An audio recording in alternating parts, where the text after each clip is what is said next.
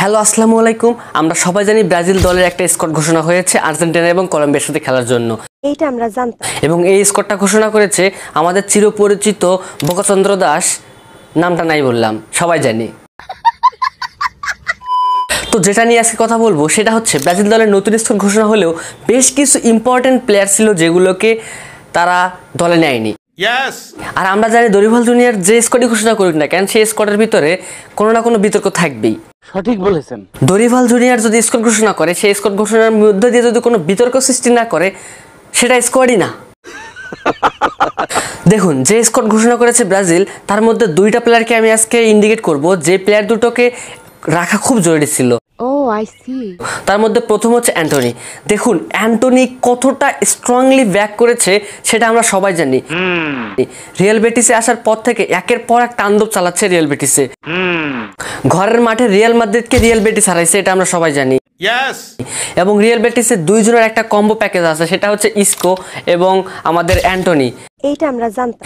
ইসকোকে আপনারা হয়তো অনেকেই চিনবেন, বিশেষ করে যারা ব্রাজিল ফ্যান তারা না চিনলেও আর্জেন্টিনা ফ্যানরা বিশেষ করে বেশি চিনবে, কারণ স্পেনের সাথে 6 গোল খাওয়ার পর সেই ইসকোই কিন্তু সেখানে 3টা গোল করেছিল, অর্থাৎ হ্যাটট্রিক করেছিল।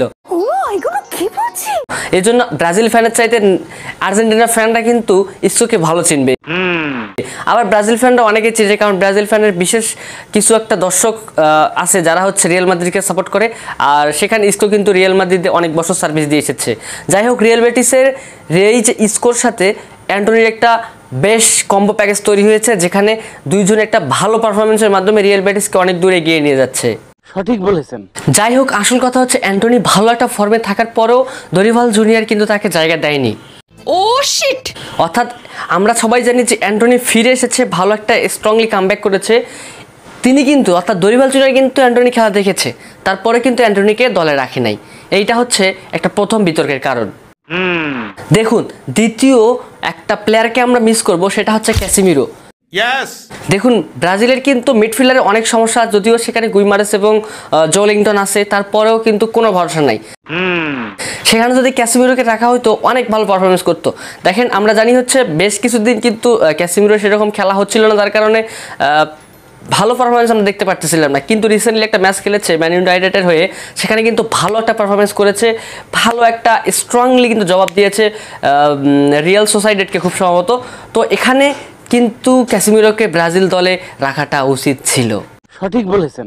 আর এইভাবেই দরিভাল জুনিয়র কিন্তু ব্রাজিলের স্কোয়াড ঘোষণার মাধ্যমে অনেক বিতর্ক সৃষ্টি করেছে। দেখুন, আমি একটা ব্রাজিলের স্কোয়াডে একটা আলাদা ভিডিও দিয়েছিলাম, সেখানে বলেছিলাম যে স্কোয়াডটা কেমন হয়েছে। যদি সেটা দেখতে চান তাহলে ভিডিওটা দেখতে পারেন, লিঙ্ক কমেন্টে বা ডিসক্রিপশনে দিয়ে দিব।